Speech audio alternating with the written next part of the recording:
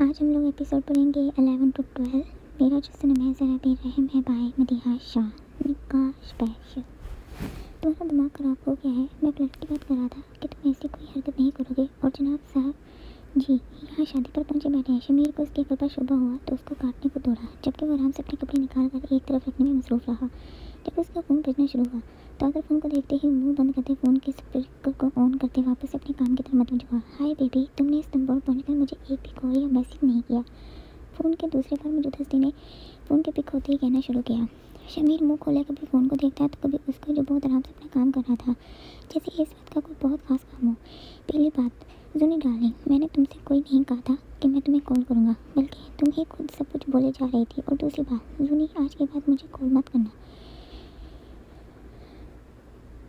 کیونکہ میں اب اور اس ریلیشن شپ میں تمہارے ساتھ نہیں رہ سکتا۔ آخر نے ایک دم سے اپنا فیصلہ سنایا تو شمیر منہ کھولے صوفے پر گرا۔ وہ ابھی تک حیران تھا کہ وہ اپنے کانوں سے کیا سن رہا تھا، جبکہ وہ اس کے بارے میں سب کچھ جانتا تھا کہ وہ کیسا ہے۔ واٹ، یہ کیا بول رہے ہو بیبی؟ تم فون کے دوسرے پر موجود لڑکی کی آواز اب کچھ نم سی لگ رہی تھی، لیکن یہاں کس کو فکر تھی؟ وہی جو تم نے سنا، اور آج کے بعد مجھے کال مت کرنا، آذر نے کہتے ہی فون کو بند کیا۔ آذر، مجھے تو پاگل لگتا ہے، ایسے کیسے تم نے اتنی جلدی اپنی زندگی کا فیصلہ کر لیا؟ شمیر ابھی تک یقین نہیں کر رہا تھا، کیونکہ وہ اپنی اس بھائی کی حرکت سے اچھے سے واقف تھا کہ جب بھی یہ کسی لڑکی سے پہلی بار ملتا تو ایسے ہی جنون سوار ہو جاتا اس پر بعد میں اس کو پوچھتا تک نہیں تھا۔ ٹھیک ہے تو میں پاگل ہی صحیح، لیکن اس بار میں سنجیدہ ہوں، کوئی فرق نہیں کروں گا میں، سمجھے؟ تم میری جو مجھے یہ بتا کہ یہ نیچے کیا چل رہا تھا۔ آذر نے آرام سے بات کو دوسری طرف گھمایا۔ کیا چلنا ہے؟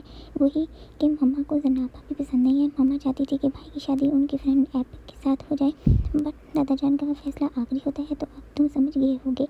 شمیر نے اچانک بات اندر چھوڑی۔ اوہ آئی سی، تو مطلب ساس پسند نہیں کرتی، چلو کوئی بات نہیں، خود ہی ماما ٹھیک ہو جائیں گی۔ آذر بھی ساتھ ہی بیٹھا۔ شمیر بھائی پلیز میرے لیپ ٹاپ کو دیکھیں، کچھ ہو گیا ہے۔ اس سے پہلے شمیر آذر سے شانتی کے بارے میں بات کرتا فروزی کی بات پر دونوں نے اس کی طرف دیکھا۔ جواباً پریشانی سے منہ بناتے شمیر کی طرف مدد طلب نظروں سے دیکھ رہی تھی۔ جواب ٹھیک، اپنا لیپ ٹاپ مجھے دے دو، میں ٹھیک کر دوں گا۔ اگر ابھی تمہیں چاہیے کسی کام کے لیے تو میرا لیپ ٹاپ آج کی رات کے لیے لے جاؤ، لیکن اس سے پہلے شان سے خوشی سے چیکتی وہاں سے لیپ ٹاپ اٹھاتی شمیر کی آواز پر منہ بناتے واپس اس کو گھورنے لگی۔ اگر تم نے میرے لیپ ٹاپ میں کوئی اور چیز دیکھی فریزے، تو قسم سے اس بار میں تمہیں چھوڑوں گا نہیں، بہت بری طرح بدلا لوں گا۔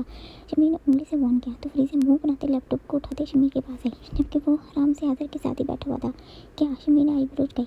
بھائی مجھے پتا ہے میں کبھی بھی کچھ بھی کر لوں، آپ مجھ سے کبھی بری طرح بدلا نہیں لے سکتے، کیونکہ ذرا برو جو میرا ساتھ دیتے ہیں وہ ویسے بھی آپ کی کسی بھی دھمکی سے ڈرنے والی نہیں۔ فریزے زبان چلاتے روم سے بھاگی۔ ابھی بتاتا ہوں، شمیر نے اس کو ڈرانے کے لیے اونچی آواز میں کہا، لیکن تب تک وہ جا چکی تھی۔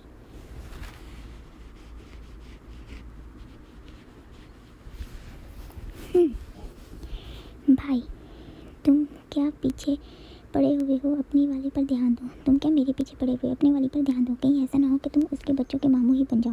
آذر بھائی پر زور دیتے بہت کچھ بتا گیا تھا شمیر کو۔ منوس کالی زبان تیری، میں کبھی ایسا ہونے نہیں دوں گا، فروزے صرف میری ہے۔ شمیر نے غصے سے اس کو دیکھا۔ اچھا تو یہ کیا چل رہا تھا یہاں؟ ابھی بھی وہ تم کو بھائی بولتی ہے؟ لائک سیریسلی برو، سب سے پہلے اس کو اس بات سے روکو کہ وہ تمہیں بھائی بولنا بند کرے، اس کے بعد وہ تمہارے دل کی بات کو سمجھے گی۔ اور اگر تم نے ابھی کچھ نہ کیا تو میں سچ بتا رہا ہوں، کہیں ایسا نہ ہو کہ اس کے دل میں کوئی آ جائے اور وہ اس کو چاہنے لگے، پھر وہی ہوگا جو میں نے کچھ دیر پہلے آپ کو بیان کیا، پھر تو رو رہا ہوگا اور میں اپنا کندھا تمہیں بالکل نہیں دوں گا۔ بچپن سے بول رہا ہوں کہ اس کو اپنے کنٹرول میں رکھ، پتہ نہیں تو کیا کر رہا ہے۔ آذر حیرانگی سے سب کہتا اٹھا فریش ہونے کے لیے، جب بھی شمیر اس کی باتوں کی وجہ سے پریشان ہوا۔ واو میرے بھائی، میں دل سے تمہارے لیے بہت خوش ہوں۔ جیسے ہی سنان اور ظفر لوگوں کو پتہ چلا رات کو کہ زرار کل ہی نکاح کرنا چاہتا ہے، سنان کی خوشی کا کوئی ٹھکانہ ہی نہیں مل رہا تھا۔ وہ دل سے اپنے دوست کے لیے بہت خوش تھا، اور صبح سے اس کے گھر پر سب ہی موجود تھے، جبکہ تھوڑی دیر پہلے وہ سب اپنی شاپنگ سے فارغ ہوئے تھے، کیونکہ شام کو نکاح کی تقریب رکھی گئی تھی۔ سنان، شادی میری ہو رہی ہے، خوش تو کیوں اتنا ہو رہا ہے؟ زرار اپنے لیپ ٹاپ پر آفس کو ای میل چیک کر رہا تھا جب سسی سے انداز میں پوچھا، کیوں نہ کہ زناب کو میں نے اپنی بہن کہا ہے، تو میں خوش تو ہوں گا نا، آخر کو میری بہن کی شادی ہو رہی ہے۔ جی، اور میری ایک بات کان کھول کر سن لو تم، ذرا اسکندر افغانی کو میری بہن ہے، کبھی بھی اس کو کوئی تکلیف مت دینا، اور اگر تم نے کوئی بھی تکلیف دی تو میں ہماری دوستی کو بھول جاؤں گا۔ سنان نے ذرا سنجیدگی سے کہا تو سب نے حیرانگی سے اس کو پٹی پٹی آنکھوں سے دیکھا، جبکہ وہ اپنی بات کہتا وہاں سے بھائی کی طرف گیا، کیوں نہ کہ وہ جناب کو دیکھ چکا تھا۔ یہ سنان اتنی سنجیدگی سے کیا کچھ بھول گیا؟ عمر نے حیرانگی سے دریافت کرنا چاہا سب سے۔ اس کو چھوڑ ظفر، تمہیں کوئی کام دیا تھا، کیا بنا اس کا؟ ذرا سنان کی باتوں کو اگنور کرتا اپنے کام کی بات پر آیا۔ ذرا تیرا کام تو ہو گیا ہے، لیکن اس سے پہلے مجھے کچھ پوچھنا ہے۔ ظفر علی عمر کو جانے کا اشارہ کرتا ذرا کے ساتھ والے سفر پر براجمان ہوا۔ हाँ पूछो, डोटो कहा गया। तू तो ये शादी नहीं करना चाहता था कल तक, ऐसा क्या हो गया एक रात में जो तूने इतनी जल्दी निकाह का फैसला भी कर लिया?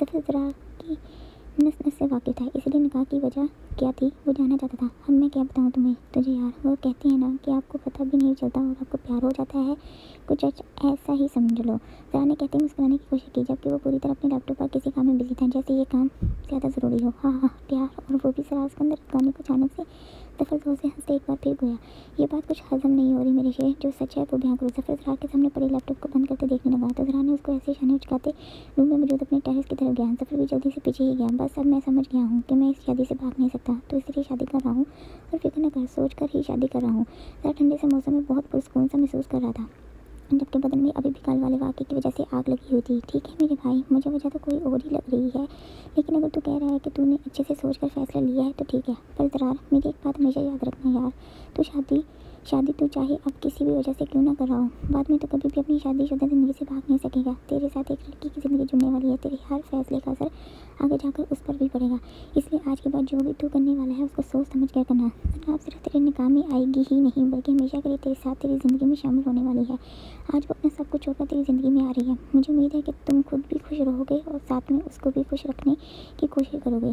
जफर मुस्कुराते उसके शान पर दबाव देते उसकी तरफ एक लिफाफे को बढ़ा गया। ज़रा ने आराम से उसके हाथ से लेते उसको खोला और देखने लगा।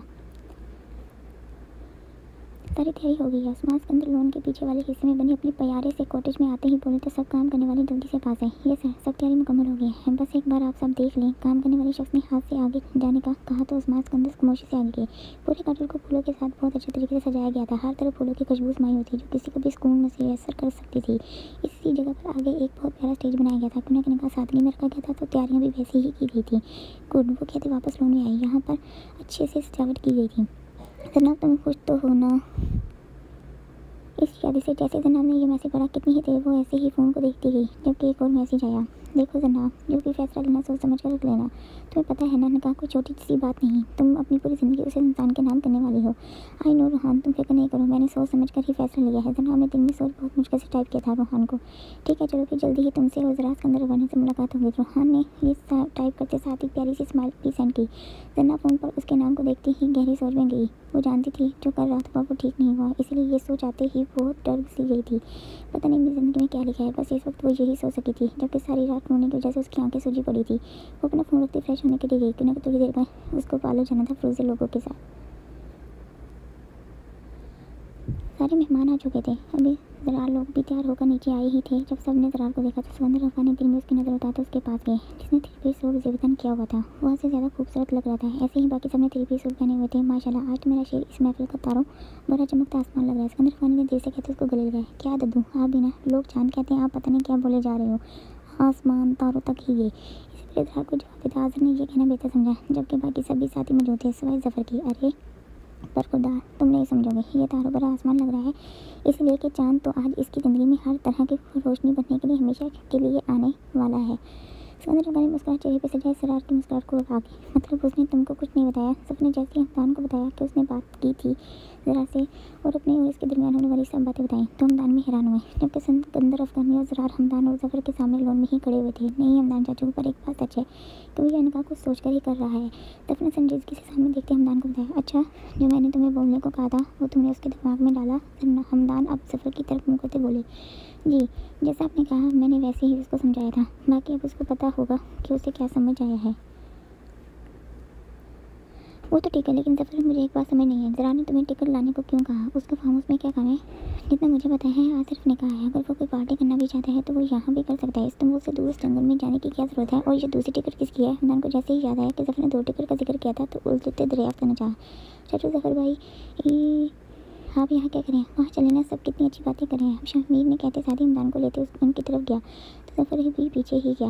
लो दद्दू, आपकी क्या मुबारक ज़बान है, देखो ब्रो आपका चांद आ गया। अभी हमदान ज़फ़र शमीर पास आए ही थे जब आज़र ने लोन की राहगीरी की तरफ सबको इशारा किया जहाँ से सब लड़कियाँ जनाब को अपने साथ हिला रही थी। जैसे ही ज़रा ने उस तरफ देखा तो अपनी निगाहें जब अपना वापस भूल सा गया, क्यों ना कि जनाब दुल्हन के रूप में बेहद ज़्यादा खूबसूरत कोई परी सी लग रही थी। वो इस तुर्की के दुल्हन वाले लिबास में बहुत प्यारी लग रही थी। वाइट लिबास वैसे भी उसको बहुत पसंद था, जबकि जनाब के चेहरे के आगे जाली लगी हुई थी, लेकिन उसका चेहरा नज़र आ रहा था। वो आस्ता आस्ता चलती उनकी तरफ ही आ रही थी। जब सिकंदर अफगानी भी उसकी तरफ गए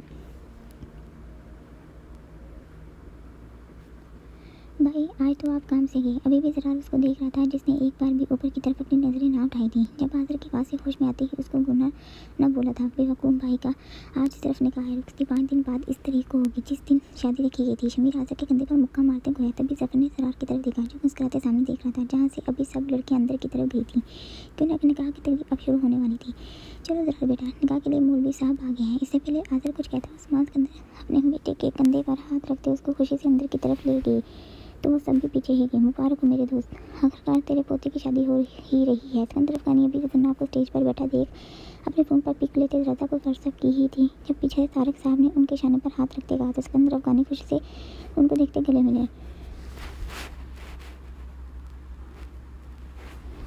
तारक, तुझे टाइम मिल ही गया। सिकंदर अफगानी ने मिलते तंजिया कहा तो वो खुलकर मुस्कुराए। हाँ यार, सोचा कि जाकर तेरे बिगड़े हुए शहजादे की रस्सी देख ही आऊँ कि कैसी है। वैसे अच्छी बात है, किसकी शादी हो रही है? तारक सामने जनाब को देखते मुस्कुराए। हाँ बस मैं बता नहीं सकता कि मैं कितना खुश हूँ यार।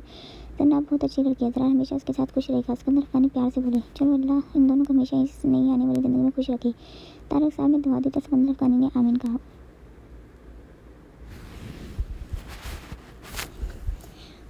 भाई की नूरे नज़र तो आ गई। ये मेरी जान जिगर कहाँ रह गई? कब से आज़र पागलों की तरह शांति को ढूंढ रहा था, पर वो थी कि उसको मिल ही नहीं रही थी। शमीर भाई अभी वो लोन में मौजूद पोल के पास खड़ा अपने एक दोस्त से बात कर रहा था कि जब फ्रीजर ने चीखते उसको पारा तो वो बिजली की तरह पीछे पड़ रहा है। इससे पहले वो गिरती उसको कमर से पकड़ते अपनी तरफ खींचा, जिससे वो पूरी तरह उसके गले लगी, जबकि दोनों के दिल बहुत ज़ोर से धड़क रहे थे। थैंक यू भाई, आपने मुझे गिरने से बचा लिया। शमीर अभी भी उसको अपने करीब महसूस करने ही लगा था कि जब वो एकदम से दूर होती मुस्कुराई। शरा, किसने कहा था कि तुम भी हील पहनो? हाँ ज़रूरत क्या है? अगर अभी गिर जाती तो कोई चोट लग जाती।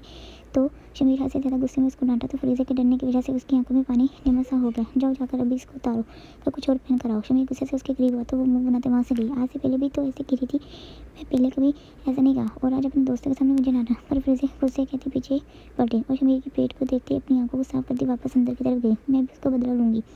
दिल में सोते उसके चेहरे पर मुस्कुराहट आई। वाह क्या बात है, मतलब रात की बातों की वजह से आग बराबर की लगी है। हाजिर ने जैसे ही ये सारा मंजर अपनी आंखों से देखा तो बड़बड़ाई। ये हुई ना बात शमीर, ब्रो ऐसे ही तुम अपनी मोहब्बत पा सकते हो। हाजिर कहता अंदर गया। लो अपनी महबूबा को कहाँ नहीं ढूंढा, और वो यहाँ दद्दू के साथ इतनी संजीदगी से क्या बात करी है। हाजिर स्टेज के नीचे शान से और अपने दद्दू को देखते इनकी तरफ गया, जबकि तभी शान से स्टेज पर जनाब के पास गई और उसको कुछ बोलने लगी। दद्दू सब ठीक है? हाजिर अपने दादा जान को कुछ परेशान देख संजीदा अंदाज में बोला। हाँ बेटा सब ठीक है, जाओ ज़रार को जल्दी स्टेज पर लाओ ताकि निकाह शुरू हो सके। सिकंदर अफगानी उसको कहते स्टेज की तरफ गई तो वो भी लोन की तरफ गया ज़रार को लेने। सब अपनी जगह पर विराजमान हो गई थी। तभी मौलवी ने निकाह पढ़ाने के कलमा शुरू किए तो जनाब को ऐसा लग रहा था जैसे आज उसकी ज़िंदगी में सब कुछ दोबारा से बदल गया। जबकि शांति फ़ोन पर अपने पापा के साथ वीडियो कॉल पर मौजूद थी, जबकि ज़रार जनाब के साथ ही बैठा हुआ था। जब मौलवी ने कहा कि आपको ये निकाह कबूल है जनाब, जब कोई फैसला लेना सोच समझ कर लेना, तभी उसको रूहान का मैसेज आया था कबूल है, बहुत आस्था आवाज़ में कहा गया। ऐसे ही तीनों बार जनाब कहते अपनी सारी जिंदगी ज़रा सिकंदर खानी के नाम कर दी, जबकि मौलवी ने ज़रा सिकंदर से पूछा कबूल है। जैसे ज़रा ने कहा हर तरफ मुबारक की आवाज़ गूंजी। सिकंदर खानी खुशी से ज़रा के गले मिले और जनाब के सर पर हाथ रखते जो करबोसा भी दिया। मेरी दुआ है बेटा अल्लाह हमेशा तुम्हें इस नए रिश्ते में खुश रखे। वो कहते शांति की तरफ गई जो फ़ोन पर मौजूद थी। तभी ज़रा अपने दोस्तों से मिलते बार बार लेने लगा। अभी वो सिकंदर दादा जान पापा से बात कर रहे थे। जैसे ही फंक्शन खत्म होता है आप ही बात कर लेना। वैसे मैं अभी आपकी पिक भाई को सेंड करती हूँ, वो कब से मैसेज कर रहे हैं। शांति कहते साथ ही फ़ोन पर हाथ मारने लगी। नहीं शांति भी कोई पिक रोहन को सेंड ना करना, मैं रात को खुद उससे बात करूँगी।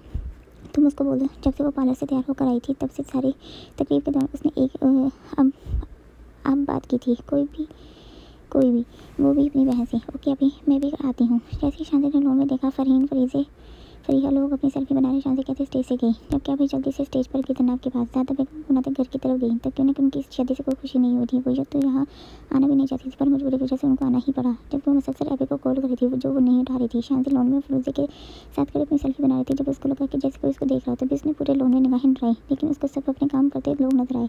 कोई ऐसा नहीं था जो उनको देख रहा हो। चलो यार वहाँ भी सेल्फी बनाते। फरीहा लोन के पूल वाली साइड पर इशारा करती बोली नहीं यार तुम लोग बनाओ और सेल्फी, मुझे भी किसी को कॉल करनी है, बाद में आती हूँ। शांति अपने फ़ोन पर रोहान के मैसेज आते देख कहते लोगों के दूसरे हिस्से की तरफ गई जहाँ पर कोई मौजूद नहीं था। वैसे भी वो अपने ऊपर किसी की नज़रों को महसूस कर रही थी। इतनी जल्दी क्या है, थोड़ी देर हमसे भी बात कर लें। शांति अभी फरीजे से लोन में खड़ी बातें कर रही थी जब उसको अपने ऊपर किसी की आंखों की तपिश महसूस हुई तो शांति ने वहाँ से चले जाना ही वजह समझा, लेकिन अब उसको क्या पता था कि वो एक साई की तरह उसके साथ ही चिपक सा गया था। नहीं शुक्रिया, हमें आपसे कोई बात नहीं करनी। शांति ने डरते कहते अपने कदम आगे बढ़ाए तो मुकाबले ने किसी दीवार की तरह सामने आते उसका रास्ता रोका। आज ऐसे कहा फिर कभी ऐसी गलती मत करना वरना मुझसे बुरा कोई नहीं होगा तुम्हारे लिए। आज़ा ने गुस्से से कहते उसकी तरफ कदम बढ़ाए तो शांति ने खौफ से 2 कदम पीछे को लिए। मैं आपसे कोई डरती वरती नहीं, अगर आपने कुछ भी किया ना तो मैं सबको आवाज़ दे दूँगी। शांति ने उंगली उठाकर उसको डराना चाहा, जबकि उसकी खुद की बात बहुत मुश्किल से गले से निकल रही थी। अच्छा चलो शाबाश, अभी तुम सबको यहाँ बुला ही लो। अच्छी बात है, ऐसे सबको पता चल जाएगा कि हम दोनों एक दूसरे से प्यार करते हैं, तो फिर अगली निकाह की बारी हमारी। आज़ा ने बहुत मज़े से उसको अपने दिल की बात बयां की। क्या? शांति ने शौक से अंदाज में कहा, जबकि वो दर्द के साथ लग गई। जैसे ही शांति को महसूस हुआ कि जगह खत्म हो गई पीछे जाने की, तो जल्दी से भागने की कोशिश की वहाँ से। इससे पहले कि वो भागती, आज़ा ने जल्दी से सामने पीछे से उसका हाथ पकड़ा तो शांति रोने को हुई, जबकि अब तो वो मुसलसल कांपने लगी थी। क्या ऐसे पहले उसके साथ ऐसी हरकत किसी ने नहीं की थी। आज़ा उसकी बाजू को एक हाथ झटके से खींचते उसको अपने करीब तर कर गया, जिससे शांति उसके साथ में पूरी तरह फंसी। जी आप ऐसे मेरे करीब नहीं आ सकते मिस्टर। अच्छा अगर आप मुझसे बात कर लेती तो मैं ऐसे कभी नहीं करता। आज़ा उसको अपने सार में मछली की तरफ मचलते देख और महसूस हुआ। शांति तुझे क्या हो जाता है जब ये तेरे सामने होता है? नहीं, मुझे इससे डरने की ज़रूरत नहीं। शांति उसको खुद को देखते दिल में सोचते खुद में हिम्मत लाने लगी। देखो अभी इससे पहले आज़ा उसके गाल कुछ होता उसकी स्पाट आवाज़ पर रुका, जबकि माथे पर बल पड़े। तुम जो भी कोई हो, मुझे तुम्हारी किसी बकवास में कोई इंटरेस्ट नहीं है, समझे? शांति ऊंची आवाज़ में कहती उसको खुद से दूर करने में कामयाब हुई। वाह, जैसे ही आज़ा ने उससे दूर हुआ, शांति ने बेयकीनी से अपने हाथों की तरफ देखा कि उसने कैसे उस चट्टान को दूर किया, पर उसको दूर देख मुस्कुराई। लेकिन आज़ा ने खुद ही उसको आज़ाद किया था। अब वो ये समझ नहीं सकी कि तो वो क्या कर सकता था। क्या? लेकिन ऐसे कैसे सकता है? ज़रा सिकंदर अफगानी ने बेयकीनी से अपने इस पोते को देखा जो जिद्दी अंदाज अपनाए हुए था। अभी सब खाने से फारग हुए जब ज़रा ने अपने दादू से कहा कि वो उनसे कोई ज़रूरी बात करना चाहता है, तो सिकंदर अफगानी अपने पोते की बात सुनने को उसके साथ ही गई, घर की तरफ गई, जबकि सिकंदर अफगानी के पीछे इमदान उस्मान सिकंदर अफगानी भी आए। जान वैसे ही जैसे ही अभी निकाह हुआ है, बस मैं चाहता हूँ कि अभी रुखसी हो जाए। मैं अपनी बीवी के साथ अभी अपनी हनीमून जाना चाहता हूँ। देखिए मैंने टिकट भी मंगवा लिया। ज़रा ने वही लिफाफा जो ज़फरत ने उसको ला कर दिया था सिकंदर अफगानी को थमकाया। ज़रा ये क्या बात हुई? जब तुमको पापा ने बोला था कि सिर्फ निकाह होगा तो ये टिकट का क्या मतलब? तुमने कहा कि निकाह कल हो, तुम्हारी खुशी के लिए पापा ने निकाह कर दिया। इसका मतलब ये नहीं कि अब जो तुम बोलोगे वैसे ही होगा। जब ये कल फैसला हुआ था कि रुखसी 5 दिन बाद होगी, तो बस 5 दिन बाद ही होगी। सिकंदर अफगानी टिकट को देखते हुए पर बैठे, तो उस्मान सिकंदर अफगानी ने ज़रा की क्लास लेना बेहतर समझा। अच्छी बात की रुखसी भी आज साथ ही कर दो। वैसे ही हिकमत की हालत कुछ बेहतर नहीं और जना भी परेशान है। चलो इस हनीमून के बहाने क्या पता वो उस सोचों से थोड़ी देर के लिए दूर हो जाए। हाँ ये ठीक रहेगा। जब ये लोग वापस आएंगे तब तक मैं भी अजमीर से वापस आ जाऊँगा, फिर वलीमे के बाद ज़रा को लेकर जाऊँगा। सिकंदर ने टिकट को देख सब कुछ सोच लिया कि उनको आगे क्या करना है। ठीक है ज़रूर ज़रा, जैसा तुम चाहते हो वैसा ही होगा। आप इस बेटा ऐसा करो, जनाब की भी पैकिंग करवा दो और उसको भी बता दो कि वो लोग कहाँ जा रहे हैं। लेकिन बाबा आपने तो कहा था कि रुखसी पर जनाब बेटे के घर वाले भी आएंगे। उस्मान सिकंदर समझ नहीं पा रहे थे कि इनके बाबा क्या कर रहे हैं। बेटा तुम उनकी फिक्र नहीं करो, मैं खुद बात कर लूँगा रज़ा से। शांति कहाँ है? सिकंदर अफगानी इधर देखते बोले, बाबा वो बाहर होगी, मैं बुलवाती हूँ। आप कहते वहाँ से गई क्या? हाँ जनाब, अभी कुछ देर में तुम्हारी रुखसी भी साथ ही होने वाली है। तुम ज़रा के साथ हमारे जंगल वाले फार्म हाउस जा रही हो 5 दिन के लिए अपनी हनीमून पर। आबिश ने बहुत तफसील से बयान किया तो वो जो बहुत आराम से बैठी हुई थी उसको सर्दी में